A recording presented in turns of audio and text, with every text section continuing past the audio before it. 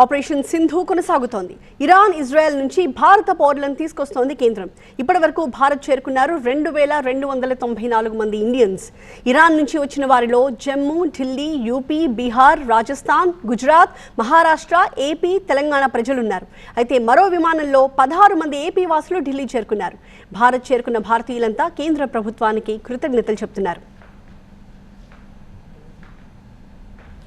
Iran నుంచి ఢిల్లీ చేరుకున్న భారతీయులు అక్కడి పరిస్థితుల గురించి ఏం చెప్తున్నారో మా బ్యూరో చీఫ్ గోపీకృష్ణ రిపోర్ట్ చేస్తారు. ఇరాన్, ఇజ్రాయెల్లో చిక్కుకున్న భారతీయుల్ని స్వదేశానికి తీసుకొచ్చేందుకు ఆపరేషన్ సింధు కొనసాగుతోంది. ఇప్పటి వరకు ఇరాన్ నుంచి 2294 మంది భారత్కి చేరుకున్నారు. అందులో 10 రాష్ట్రాలకు సంబంధించి ఇటు ఢిల్లీ, యూపీ, రాజస్థాన్తో పాటుగా తెలుగు రాష్ట్రాలకు సంబంధించి ఏపీ, తెలంగాణ విద్యార్థులు కూడా ఉన్నారు. ఇటు ఇరాన్లో మెడికల్ విద్యను అభ్యసించడానికి వెళ్ళిన అనేక మంది విద్యార్థులు తిరిగి భారతదేశానికి తిరిగి వస్తున్న పరిస్థితి. ఈరోజు ఉదయం తెల్లవారుజామున వచ్చిన విమానంలో 16 మంది ఇటు తెలుగువారు, ఆంధ్రప్రదేశ్ రాష్ట్రానికి సంబంధించిన వారు ఢిల్లీ చేరుకున్నారు. కైరన్ మెడికల్ యూనివర్సిటీలో వీళ్ళు మెడికల్ విద్యను అభ్యసిస్తున్నారు. కర్నూలు జిల్లా నంద్యాలకు సంబంధించి వారు 2 ఏళ్లుగా అక్కడ ఉంటున్నారు. సో అక్కడ ఎటువంటి పరిస్థితులు ఉన్నాయనేది వారిని అడిగి తెలుసుకుందాం.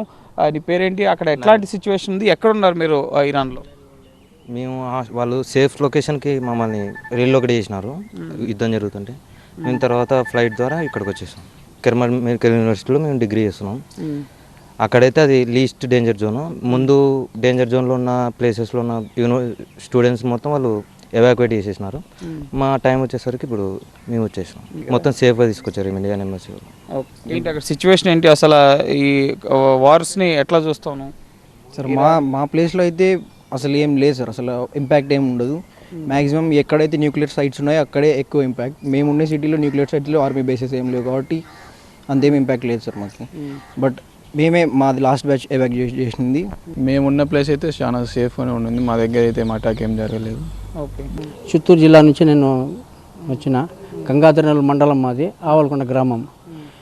నేను వచ్చి పిలిగ్రిమ్ పర్పస్కి ఇరాన్ పోయినా. ఇరాన్లో అన్ఎక్స్పెక్టెడ్గా ఇది స్టార్ట్ అయిన దానివల్ల మళ్ళీ మేము హోటల్లో ఉన్నాము. దాని తర్వాత మనకు ఎంబసీ వాళ్ళు తీసుకుపోయినారు.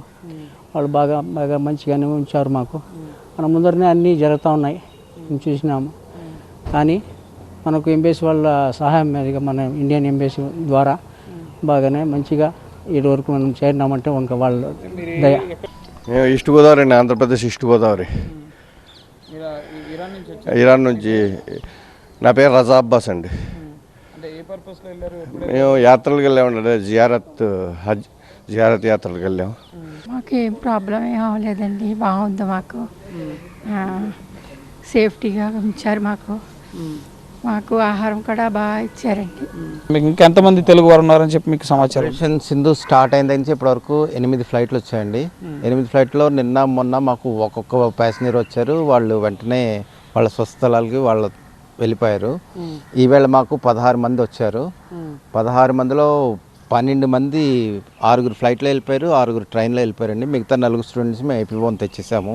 ఇది ముఖ్యంగా ఇప్పటి వరకు ఇరాన్, ఇజ్రాయెల్ ఈ 2 దేశాల నుంచి కూడా ఆపరేషన్ సింధులో భాగంగా అక్కడున్న భారతీయుల్ని సేఫ్గా స్వదేశానికి తరలించే ప్రక్రియ అయితే కొనసాగుతుంది. 2294 మంది ఇప్పటి వరకు 8-9 ఫ్లైట్స్లో ఇండియాకి చేరుకున్నారు. ఆపరేషన్ సింధు అనేది కొనసాగుతోంది.